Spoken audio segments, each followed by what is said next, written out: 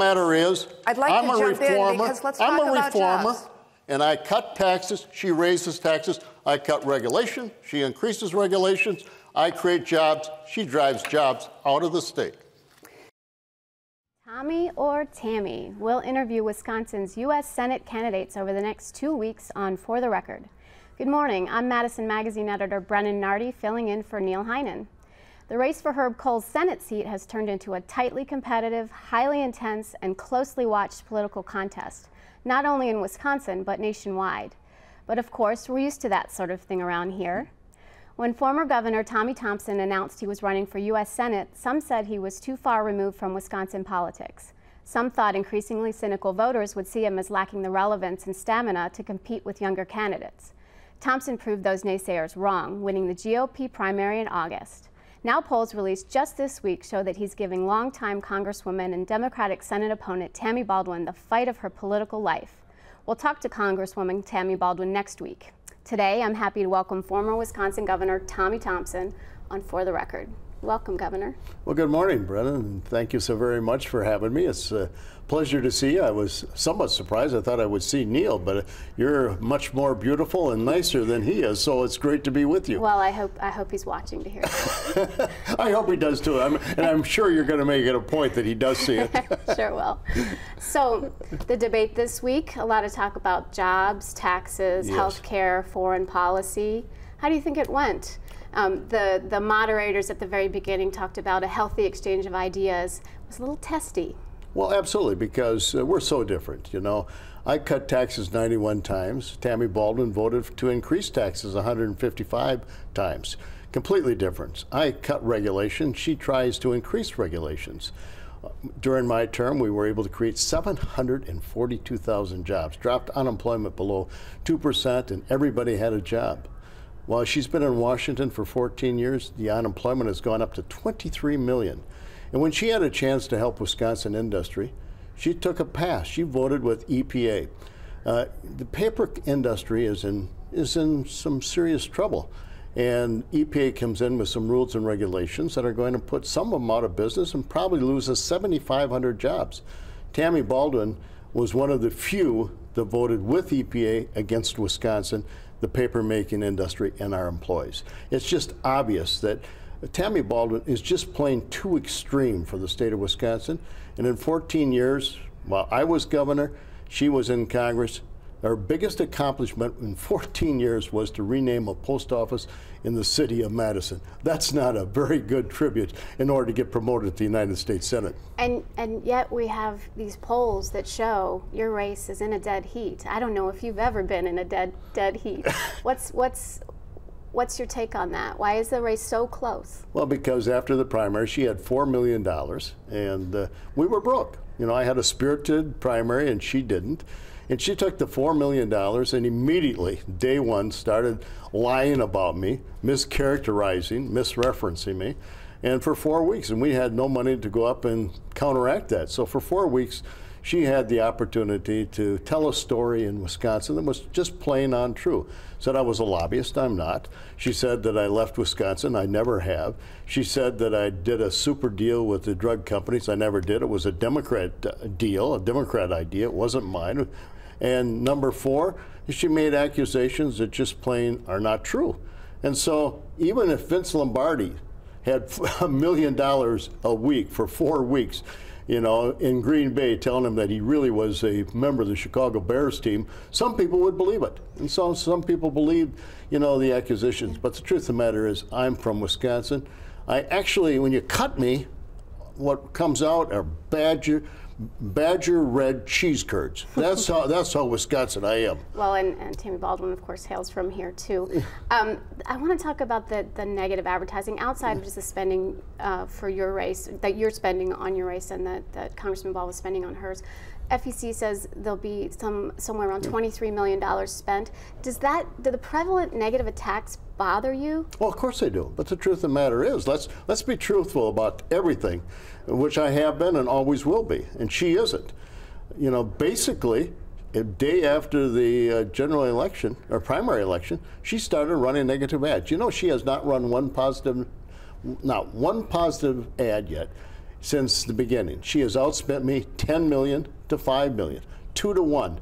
Now, I mean, if you want to look at it, I think we should all put nothing but positive ads up. What are we going to do for Wisconsin? What are we going to do for the country? For jobs, for tax cuts, regulations? What are we going to do to make sure we protect America? Since she has been in Congress for 14 years, she's done absolutely nothing, zero in those things. So as a result of that, she has no record to run on. And the Democratic Party, and she's come up with the conclusion, the only chance she's got to win is to demonize, lie about, tear down, and mischaracterize me. And, you know, even some people are going to believe that, but we're coming back, and we're coming back strong. Well, they've been pretty ugly on both sides, I have to admit, Governor. Well, sure they have. Yeah. There's no question, because we had to counter. But for first 4 weeks, she was up alone. Just yeah, you were in a tough four-way race. And there. I didn't have any. We didn't have any money, but for 4 weeks, so she's outspent us 2 to 1. But she's never run one positive ad. Yeah. We've run several positive ads. Move back to the primary a little bit. How do you think you outlasted your challengers? Because I work harder than anybody else, and I always have and always will. I run around the state, you know, 12, 14, 15 hours a day. Plus, you know, it's amazing. Even after not being on the ballot for 14 years, 90% of Republicans, still 90% of the people, not just Republicans, Democrats and independents, 90% of the people know me, and they know me as Tommy. Okay. I'm the only person, Brennan, that I believe in the United States, Republican or Democrat, that can run and only use their first name. Do you know any other candidate statewide in America that could do that? I don't.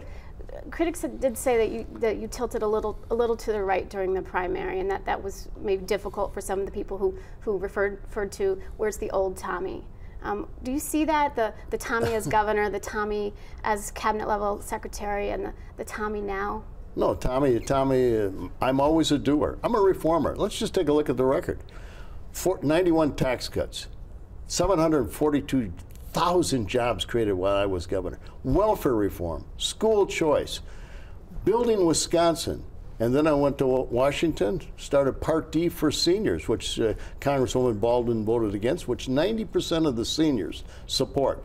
And I tell seniors, every time you go in to get the drugs on your prescription, just remember Tommy Thompson, was the architect of the program, and Tammy Baldwin voted against it. We're going to be right back with more For the Record.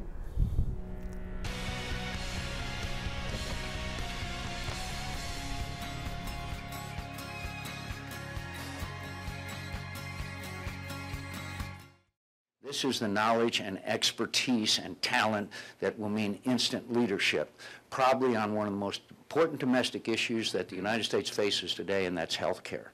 Nobody is more qualified than Tommy Thompson. High praise there. Welcome back to For the Record. I want to get to health care in a second, but I want to go to the budget a little bit. Can you identify budget cuts and tax breaks to be eliminated under a GOP plan to stimulate jobs? Specifics? Sure, but I want to tell you what I would do.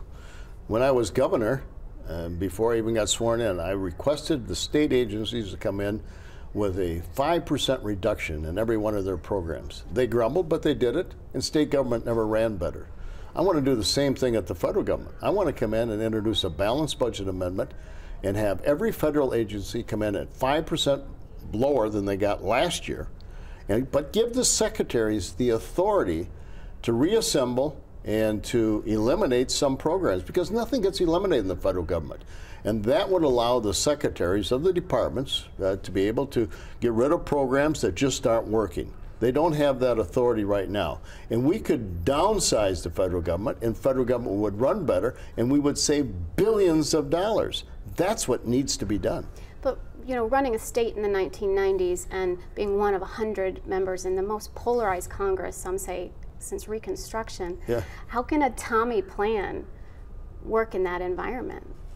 Very simple.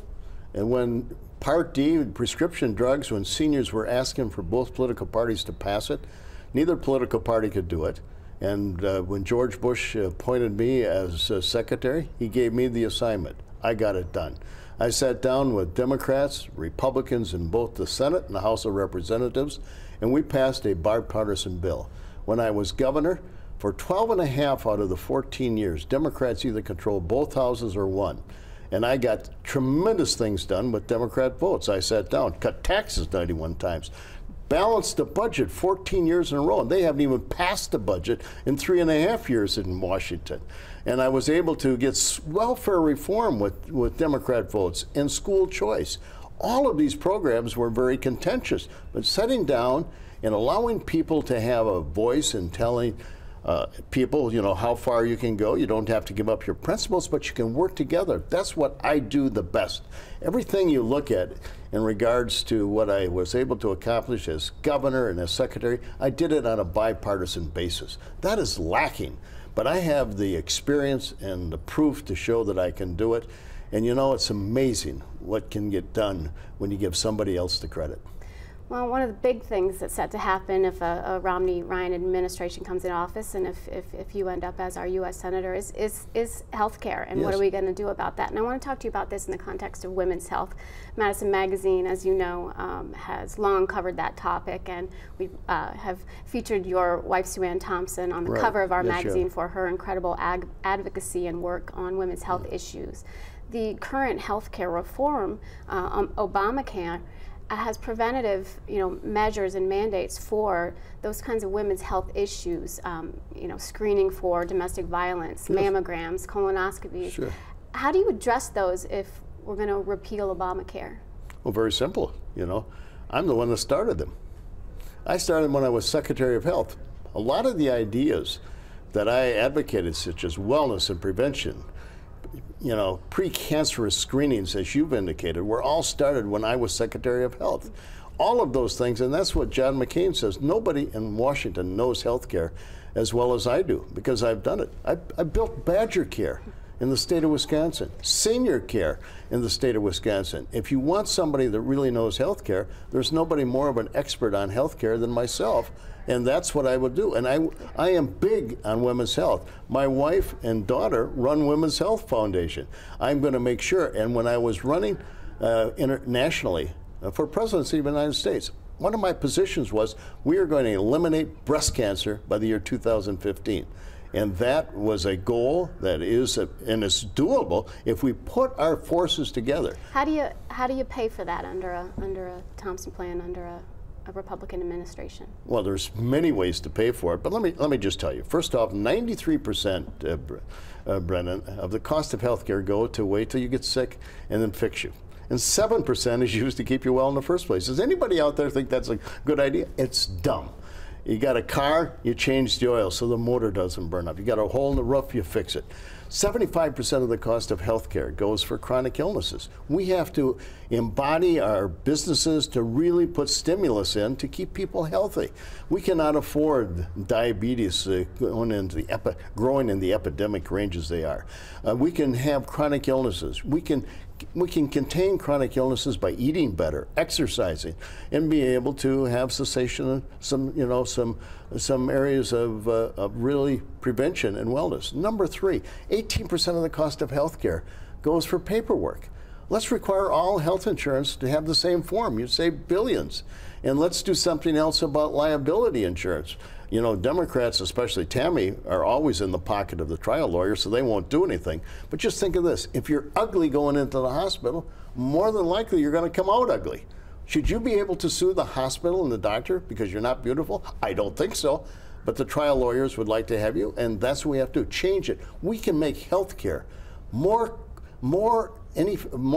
efficient, less expensive, and allow for the healthcare system to be the best in the world. That's what I want. Tammy Baldwin and I do agree upon one thing. I believe Obamacare was an abomination and needs to be changed, and we can fix it. She believes it didn't go far enough and we should have national health care. So we both agree Obamacare is wrong. More health care, though. I want to ask you about gun control. I read a New York Times editorial recently that said whichever candidate wins presidential, his term is certain to be marked by the shooting deaths of tens of thousands more Americans. Now that's haunting, particularly with the sick shooting in Milwaukee. And what is your stance right now on gun control and the idea that this is just going to keep happening? And how do we stop that? How can you help us stop that as Well, first Senator? off, let's start enforcing the laws we have. You know, there's a law, laws on the books that prevent people with mental problems from owning guns. Let's enforce that. You know, most of the massacres and shootings is some individual has had mental problems. Let's prevent that from happening. It's not the gun that does it, it's the person behind it. Criminals. You know, criminals break the law. Let's enforce the law that's on the books so criminals cannot have guns. Those are the two giant steps forwards. Everybody, when there's a massacre or an assassination or killing, everybody blames, you know, the guns. The gun, you know, didn't do it. It was the individual. So let's enforce the laws and let's do it. And let's not start infringing upon the Constitution about the constitutional right to own and bear arms, because that's part of our freedoms. It's part of our liberty. Tammy mentioned in the debate this week that you do support the DREAM Act. Is that correct? I support several things as far as making sure our enforcement of immigration is correct. Number one, we gotta make sure our borders are secure.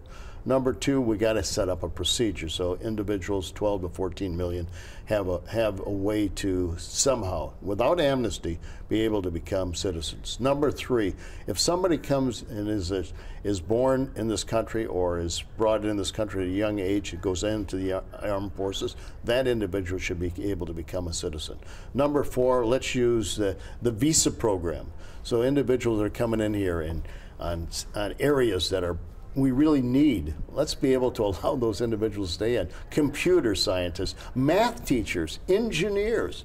And if individuals come here and are educated in this country and really have the opportunity to produce jobs and create businesses, we should allow them to stay here instead of sending them back to their countries and create jobs over there after we educated them. One more question before the break. Pell Grants. I feel like Romney has been back and forth on that issue, student education, you know, federal opportunities for them. Where are you standing on that right now? I've always supported Pell Grants. You got to take a look at my record. When I was governor, we took over 2/3 of the cost of education in the state of Wisconsin. And we increased the money for the University of Wisconsin. Most of the buildings on the University of Wisconsin campuses were built while I was governor. But that's not the environment that we're in now. Well, I'm telling you what I've done. You've got to, you know, everybody wants to, you know, have a broad brush and paint because somebody said something. Look at Tommy Thompson. Look at me. Look at all my accomplishments. Education.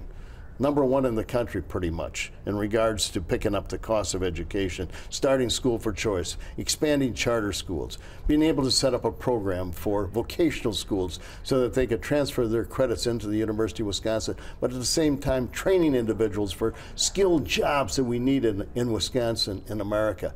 I was the author of most of those programs, you know, with the help, and I was able to get Democrats to support it. We'll be right back with Governor Thompson on For the Record.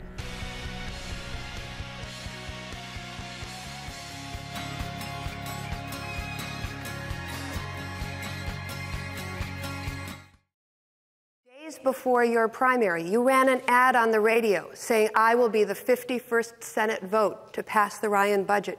You can't at this late date say, "I have nothing to do with the Ryan budget," which gives tax breaks to millionaires like yourself, an average of $265,000, and to pay for it, raises middle-class taxes. The truth of the matter is, I've had my tax plan up on my web page since I started. It was not the Ryan plan, it's the Tommy Thompson plan. Take a look at it. You might even like it because, you know, oh no, you wouldn't, because it doesn't raise taxes.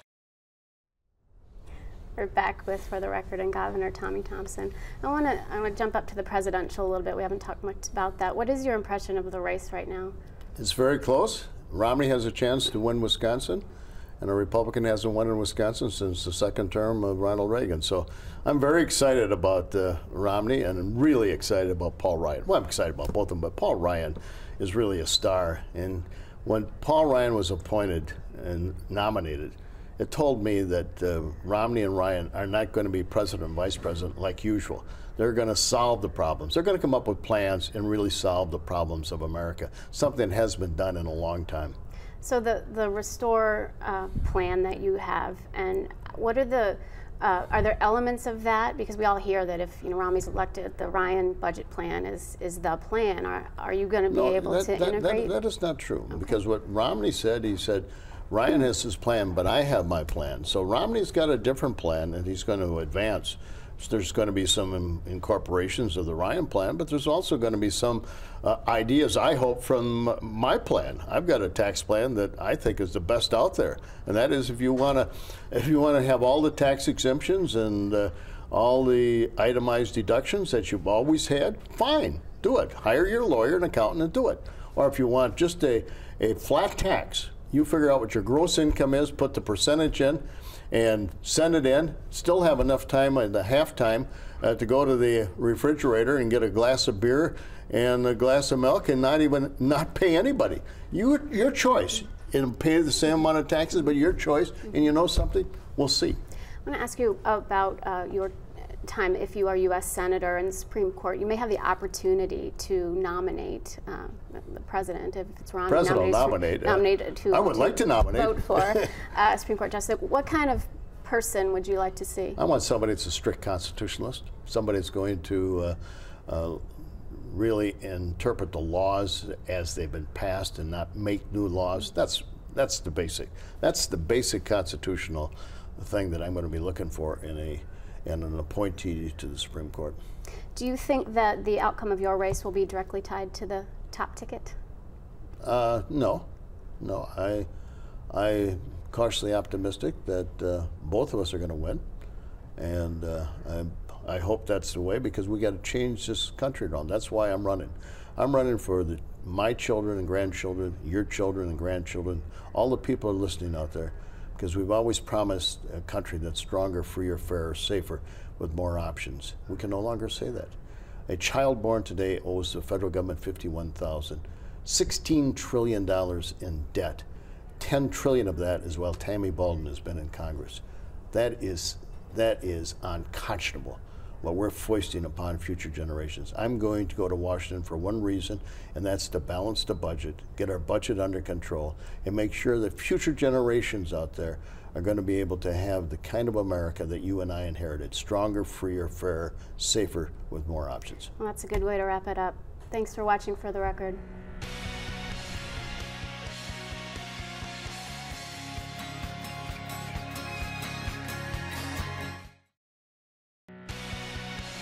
I want to thank Governor Thompson for being here today. Next week, I'll be joined by his opponent in the Senate race, Congresswoman Tammy Baldwin. That's next week. We'll see you then.